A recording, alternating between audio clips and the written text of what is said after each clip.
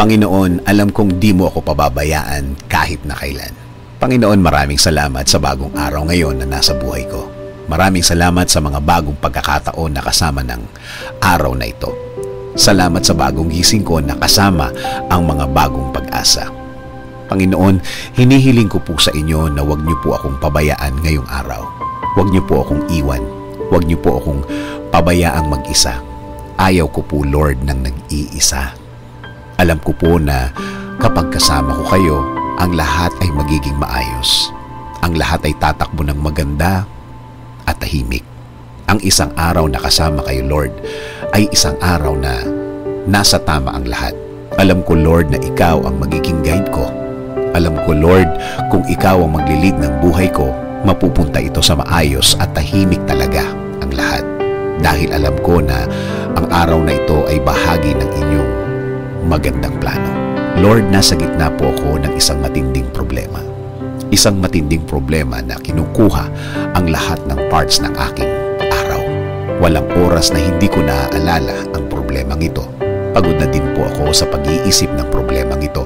Marami na po ang apektado sa aking buhay. Marami na din po akong hindi nagagawa dahil sa aking kinakaharap. Kahit ang mga mahal ko sa buhay, napapabayaan ko na dahil sa problemang ito. Lord, I'm asking you to be in the middle of my life now. Ikaw na po ang mag-lead ng aking buhay. Ikaw na po ang manguna ng aking buhay. Ikaw na po ang magbigay ng direksyon. Ikaw ang magbigay ng guidance sa aking araw-araw. Isinusuko ko na po ang lahat ng sakit sa iyo. Ikaw na ang bahalang palitan ito ng kasiyahan. Yes, Lord. Change it to happiness. Change it to happy situation, Lord. Lagyan mo ng joy ang aking buhay. Baguhin niyo po ang aking araw-araw ngayon. Yes, Lord. Kasama na ang mga araw na parating. Mga linggo, buwan ng aking buhay. Sawa na rin po ako sa aking sitwasyon, Panginoon. Inaamin ko sa iyo, Lord, na ang sarili ko na naman ang aking inasahan. Sarili ko na naman ang inasahan ko pagdating sa kasagutan sa aking problema. Alam ko, Lord, na natulungan mo na ako dati.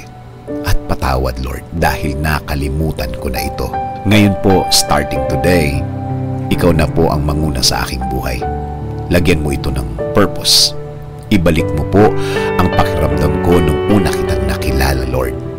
Ibalik mo po ulit ang saya ng aking buhay na ikaw lang, Panginoon, ang aking inaasahan.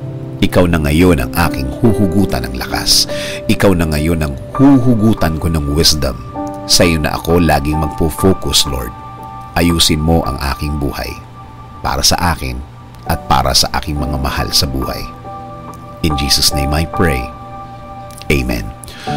Sabi nga sa Isaiah 41:10, So do not fear, for I am with you. Do not be dismayed, for I am your God. I will strengthen you and help you. I will uphold you with my righteous right hand.